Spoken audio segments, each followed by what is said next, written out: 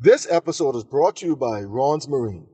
Ron's Marine, certified outboard marine mechanic. Contact Ron's Marine at 376-7667 for all your outboard motor needs.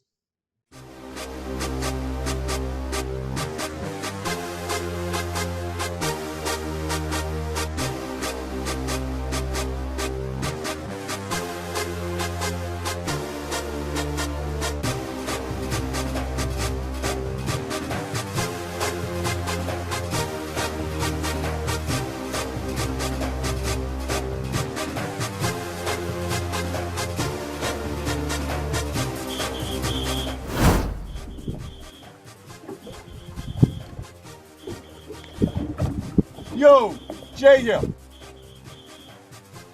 Welcome to the Fit 2 series. On this episode, we'll be speaking with a CPA, a mother, a wife, a mermaid in a second life, a fellow soccer. She is going to be telling us what it means to be fit to save. Welcome, Nadia.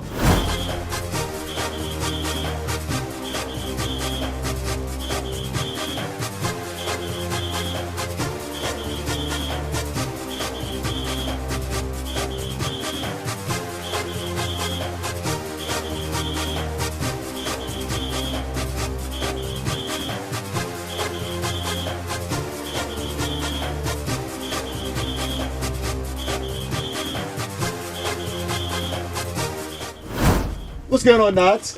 Everything cool, Oh Jay? yeah, with that kind of... Do I know I can beat you today? Okay. Roll the footage. What's happening? Not a thing. You set up like maybe you I need set some help up. over there? You Nope. need some help or I'm what? good to go. You sure you good to go? Yes, sir. You can hear the when my eyes catch, Why am I have to jump over for mine? Okay, well, okay. I'm not jumping over, so they can have that if I jump over. So Nats, we out here on this beautiful day on the ocean, nice calm, sun in our face. It could get no better than this. You know, right now a lot of people going through some financial hardships. So I would like for you to tell us and help us through this financial dynamic. So tell the people what it means to be fit to save. Well, what it means to be fit to save is financial prudence. Now, that doesn't mean to be cheap. It means to be sensible with your borrowing, sensible with your spending, being aware of, the monies you have coming in and exactly where your money is going out. Even as simple as buying a newspaper and tracking where your money goes is important to be fit to save. So it's more just keeping yourself accountable, and tracking, itemizing, and saying this is how I can make things happen. Correct. Yeah, but now they're doing these hard financial times. Let's say, how does someone who may have themselves in a bind get themselves out of the situation currently? I hear that information, I get the track. So now I have an appreciation where my funds are going, but now I need to have more buying power. How do I, get rid of some of these loans? How do I now start making my money work? Process can I do? Well, it actually starts with sacrifice. Even if I align it with fitness, everybody wasn't born being able to do a burpee. Well, maybe you. But you have to start with one burpee, then two burpees, then three burpees. But you have to sacrifice to get there. We can't just eat wildly and expect to be healthy. So it takes sacrifice, like, for example, I'll give you a personal example. When everything happened with COVID and we weren't sure what we were going to do, I haven't done my nails in a while, and so it takes personal sacrifices. Unfortunately, in our population, we don't like to make those type of sacrifices. Our priorities are not necessarily in order. I know it's hard for some people, but I believe that everybody can save. Even the person who's struggling can save. Now, people hear the word savings and get intimidated. Like, they think, I have to have thousands of dollars a bank. No, in the bank. Even if you start with $1 a day, that gives you $5 a week.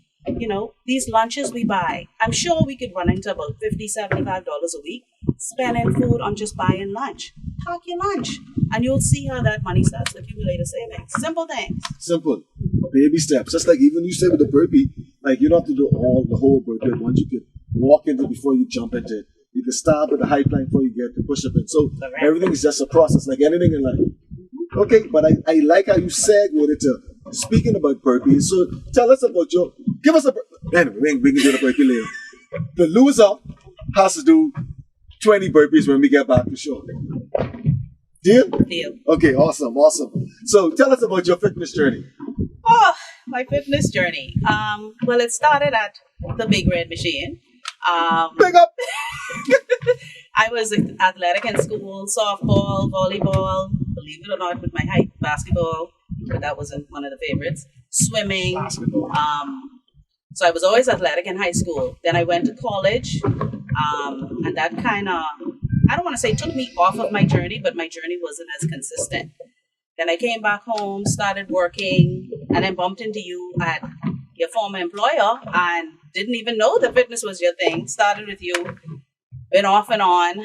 And so it's just really been a journey. So right now I'm in a place where I'm just trying to at least keep moving. I want to get back to that consistent, it's really, really addicting when you get into that place where you like how your body feels and all of that. And so I'd like to get back there in my journey. So right now I've been just trying to just at least keep moving because as you say, I work at a desk every day. And so not much movement there unless it's intentional. Yes, it's intentional. And just like with your savings and with your fitness, these have to be intentional actions. Okay, so I would say back to the savings part, man, because I know you're saying even if it's $1 a day, but how can you drive that point home? Because man, that's only $1. That can take forever. Like how do you drive these points home to people to say, you know what, here's why you need to start and here how you can start. I know you spoke with lunch, but the reason I buy lunch now is just because I just don't have the time because I have to deal with these children, I have to do that. And sometimes in the moment, it feels like it's just easier and cheaper and more financially feasible for me to buy this $2 meal other than going to the store and buying these stuff for $20 and then packaging it together. So, like, how do you help people get to that point? It goes right back to sacrifice, even in terms of going back to fitness. It's such a cool analogy because if I want to get a workout and I have to get up in the morning, I'm not a morning person, that's a sacrifice for me. The same thing with the convenience of buying lunch. Sacrifice is not comfortable, but it's how you get to your goal. If you sacrifice that $5 a day and that's your $20 a week, you have in 5 weeks $100. That's gas in your car and extra. So once people get away from being intimidated that savings means having a lot of money, I think people will start to be more inclined to make that sacrifice to save. Yes, not everybody likes to eat a P&BG, peanut butter and jelly sandwich for lunch, but maybe that's what you have to do for the week to have a little bit of savings. I mean, I just use my son, for example. They used to carry 50 cents to school every day to do warm-up. Unbeknownst to me, he was not warming up his lunch. He was eating it as is. And in a couple of months from pocketing his warm-up coins, he had $200 from 50 cents. Wow. So, and I'm sure some of us, we have coins and stuff lying around at home. You'll be surprised how they add up. There's no such thing as too little. You have to start small. If you feel like you can come out the gate and be like, I will save $500, if you don't have a plan to save that $500, then the chances are you're not going to save it. You have to start small. Now, if you start with $1 and then realize you could put more, then that's fine. It's just you have to start small and build on those things to be able to maximize your ability to save. That's why I believe the person who makes $20 a week, $100 a week, I believe that everybody has the ability to save. They just have to save within their means. All right. So let's just say person A, they heard your advice, they was doing these things, they were saving, and then, they thought they had enough because, I don't know if you agree on it. It's like, okay, just save enough 3 months salary. I think, that was one of the general rules or just something that we always heard being said. So even if that person was, I got a 3 months salary saved. Living in the Bahamas, we've basically been in lockdown for the most part since March. Some of us don't have that type of job where we still were getting paid for not showing up. So for that person who actually did it the way Nadia suggests, we had to save, we put this aside, bang, bang, bang, this there, that there, and now it has been depleted. That must be a frustrating thing. So how can they go through building that back up, or do we need to reevaluate this 3 months salary saving thing, or but or do we need to segue to having additional sources of income so when these things happen, or having your income work for you while you sleep? So how would you suggest we go through these things? Well, this definitely that's the general rule. The 3-month saving is the general rule. But like you say, you have those people who are doing what they were supposed to do, but just by the mere fact that the COVID has created this awful situation in our economy, those persons are kind of now in the bucket now where they need to start focus on debt management and how they're going to make do with the actual little that's left. I think additional streams of income is definitely the way to go right now. And you see a lot of creative things coming up about delivery persons doing a lot of things from their home. But it takes a strong-minded person who, this is a big blow to our economy and to a lot of the Bahamian professionals. You have the persons who we would consider middle class, that's now borderlining, into an area that's not familiar. They were comfortable, bills were getting paid. But I would say now they'd have to focus on debt management and be honest with your debtors. Everybody knows what's going on. So if you can't make it with the little that you have to, then you may have to call your bank, call your lenders and say, look, here's what's going on. Instead of stretching it over, say, 10 years, can I add 5? This is what, be straight up, this is what I can afford. It's not unfamiliar territory because everybody is going through it at this point. Okay. I like the advice you're giving. So, Nadia, we're out here, and they say this is an awesome day. Can you describe to us what would be your perfect day? This right here, actually. I mean, being able to jump overboard, do some diving. We wanted to jump over very badly. I'm going to control myself. But this right here, this is what I would consider to be a perfect day. Out on the sea, it's a nice day, it's quiet, and just taking in everything in the surroundings, the sea, the sounds, this is it. Yeah, peaceful. Peaceful. Getting away, you kind of off the island a little bit, off the rock, off the city, and so you have that nice relaxing vibe. What motivates you, Nadia? What motivates me? I would say my children, my family, because they make me want to be a better person. And I know that sounds cliche, but I would say before family, I'm very self-motivated. I need to work on that for fitness. But when it comes to education, helping people, and things like that, I'm very self-motivated. But then when my family came into the picture, that was like motivation overboard. Like, I gotta be better for them. I have to do good for them. So I'd say in this stage of my life, my family, my kids motivate me, and they're my cheerleaders. Okay. So they keep me going. Well, that's good. I know you're a CPA certified public accountant. I also know that you're a teacher and a mentor. Can you tell us more about that arena of life? Oh, yes. That's a closet passion of mine. I find that I'm a very passionate accountant. First thing I ever wanted to be really was a veterinarian, then a marine biologist. And then when I took accounting as an elective in grade 9 in SAC, I just fell in love with it. And then about in 2013, I went back to UB and I did my diploma in education because I had... Continue to talk. Oh my. It's on the line. It looks so. Okay. Focus. I went back and I did my diploma in education, and I fell in love with that because of mentoring at the office and training. I find that even when I'm at work, I really enjoy seeing people, learn and do well. And so I found that was another passion I wanted to develop because of... Come on with my life. Look at me, Okay.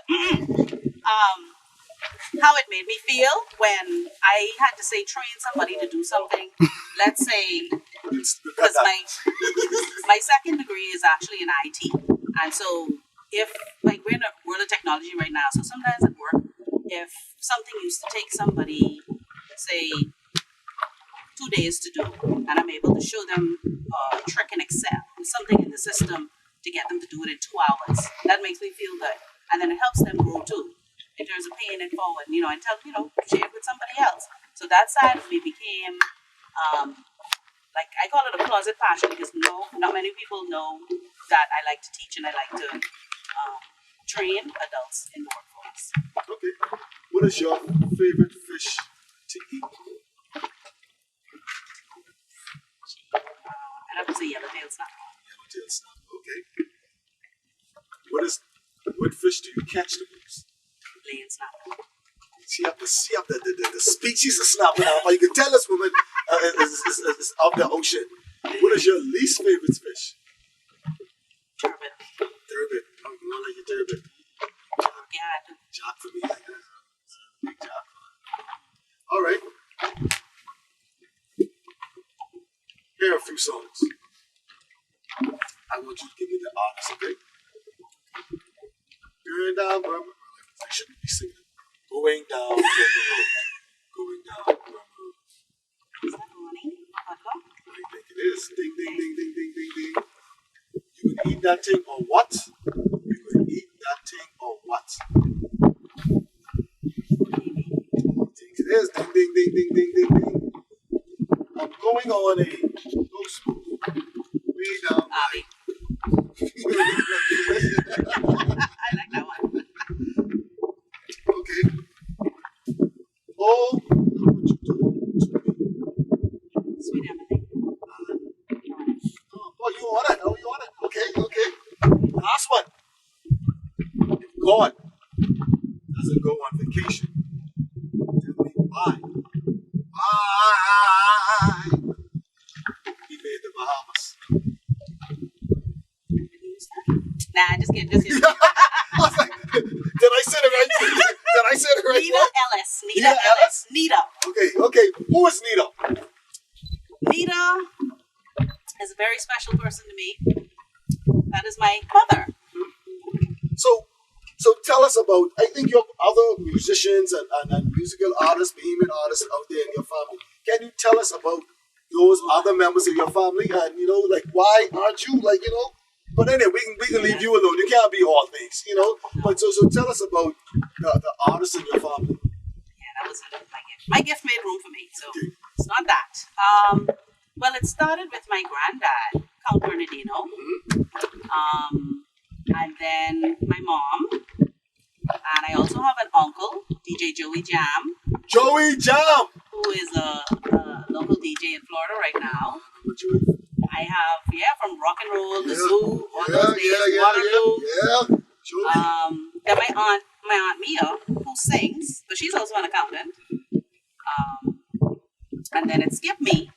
And my children seem to be budding entertainers now. My son has a knack for singing, and my daughter has a knack for dancing. So, I don't know, I guess that's a couple thing going on. They perform at their Grammy people. So you have a family of performers. So that's something you're not really interested in, or you don't have the vocal gene, you don't have the dancing feet. You're like, what's going on? Or you just decided not to operate in that arena?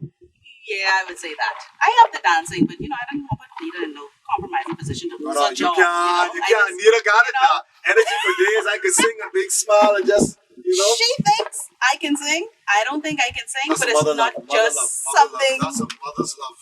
I don't know. It's just something I never was passionate. I could be married at Little Lamb on a Vine. That's what I. Oh, you could. Just marry at Little Lamb. Don't like how everyone can do. Twinkle, twinkle, little star. Right. Daughter. Yes, Okay. that's as far as I got. Right. But it skipped me. Yes. Ping, pong, pong, pong. There we go. Bingo! I got it. Caught up. Now I'm back. That's it. Yeah, that's as far as I did saxophone and sax. Yes, me too. This is great. Yes. There we go. Yes. Yeah. So yeah, That's as far as it I was went. trying to get my little set speed again with the sax, but I really didn't go too far. I couldn't afford the sax. So I had me read. I had to read. Everybody needed to be sharing reads. No, you can't. Back in the day, you're probably dead, but you go with Not change now. that. No, Yeah, no, sir. very true. No, sir. Tell the audience something else that many people do not know about you. You have to dig deep here. Wow. For the most part, I I would have to say, even though people know my love of the sea, a lot of people don't know I'm actually a certified advanced open water diver. I have my license to dive. That's probably, yeah, that's it. Yeah, I mean, I think a lot of people didn't realize too that they knew that I liked to teach and train, but didn't realize I went back to school for it too. Yeah. So when you say diving, like you hop off a diving board, do like a pipe turn, double out. Oh no, tank diving, scuba diving. Scuba diving, so you scuba diving, you're not that big tank, you walk in and board and picking up fish. No. You just love the water, so Yeah. using the coral reefs and all that kind of stuff.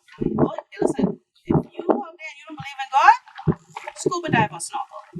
It's a whole new world under there, even to the point where it's like, the rule when you dive is always keep breathing for decompression issues. And sometimes you have to, when you're taking in all that beauty, you have to be conscious of like, okay, breathe, because it's totally awesome world under there. I mean, for example, you ever see little soldier crabs out by, would walk along Dublin Bay and stuff? We did an 80-foot dive one day off of Clifton Pier, and there were soldier crabs down there the size of cow. It was gorgeous, and they were just walking along the shore, minding their own business, and so the instructor was like, breathe, because it was just so fascinating.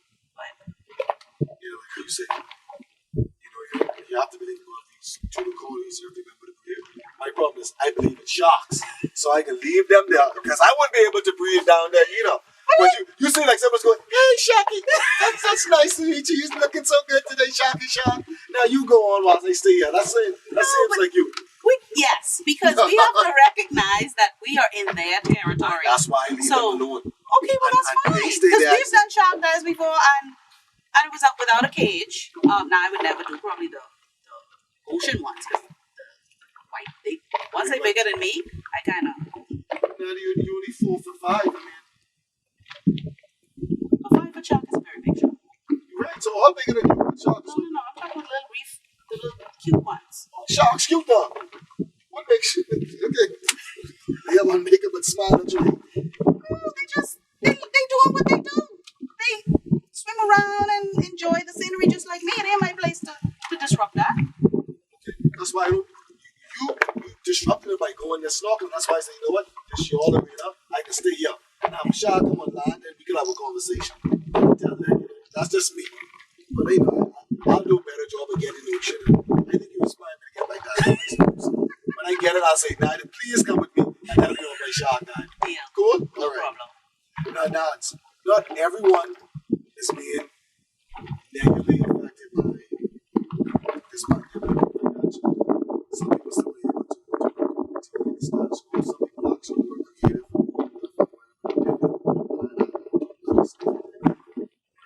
How can someone like that, who has now some disposable money, how would you advise them to use that? Would you say save? Would you say looking at opportunities in real estate? Would you say, what would you suggest? Just hold it, just in case it's really going to happen. What would you suggest they do with that additional funds they have? I would say at this time, if you're going to invest, I don't think that they should hold. I think you should make your money work for you. But if you are going to invest, then at this point in time, I would suggest things that are not as high risk, because we don't know what the economy is doing right now. So it's kind of tricky, because the lower risk obviously has the lower interest, and so you aren't really gonna make that much, but then it'll be more than what you would have had. And then I would encourage persons to, especially if you're in a good position where you did have some savings to the point where you're kind of in a good place right now, put it somewhere where you know you're not going to touch it. So like one of the things I started to do when I got into a real savings plan is I like to use credit unions, because they don't have ATMs. Well, they didn't. But when they did get ATMs, I just never got an ATM card. So I know the chances that I'm going to stand on a line is very slim. And so I try to just continue to add to it instead of taking away, unless it's an emergency. And so try to get yourself in a place where you know if you can save, and especially if you know you're somebody, you have to be honest with yourself. If you're somebody who you know, once you have cash on you, I burned it all through my pocket. I gotta go. I'm sure a lot of people can say, I went out with $50 and they came home $2.37 in your pocket, you have no idea where that money went. 50. So, So it's You don't important to drink be disciplined. Yeah, so it's important to be disciplined as well with your money. Brandon, I think you touched on the point too, as well as things to fitness. Like, so if you're trying to, when it comes to your nutrition or these type things, don't go to the store and buy it and bring it into the house. correct. You have to go get exercise and don't sabotage it by being up there. So you have to save yourself from yourself. Set Right. yourself up. Save yourself from yourself. Okay, no problem. Thank you, Nadia. I mean, they were awesome. Like I said, today is still a beautiful day. I'm one up on you. I caught a rock so far. You've caught nothing. Okay. So I still one up on you. Okay. So, but before we go, would you like to tell the audience anything else about you, about savings, about investments, about just making it through stuff done? Yeah, I would say just stay encouraged. It's not easy right now what we're going through in this country economically, but once you have a plan, I forget how to go. I think if you fail to plan, you plan to fail. Have a plan for yourself, for your money, for how from now until the end of the year, or maybe until June next year, you're going to get through this, and it's going to require some major sacrifices. But the benefits that are going to come from that in the long end will be worth the sacrifice. Thank you. And like anything else, write down your goals. Same thing with savings. Write down your saving plans. Write down what you want to do and reference it. And if you can, have an accountability partner as well to let them know these are your plans. This is what you plan to do, so they can keep you focused on track. Well, thank you guys for tuning in. We're going to see if we catch at least a little piece of turbot or jack or something out the other day. Thanks again for tuning in. Tune into the next episode where we have another exciting person in another exciting, unique environment. J out, J Fitness, 242, fit to save. Fit to save. Fit to save, that's what you saving. That's like 2 mil? What that is? No, that's Peace like out? peace out. Okay, peace out.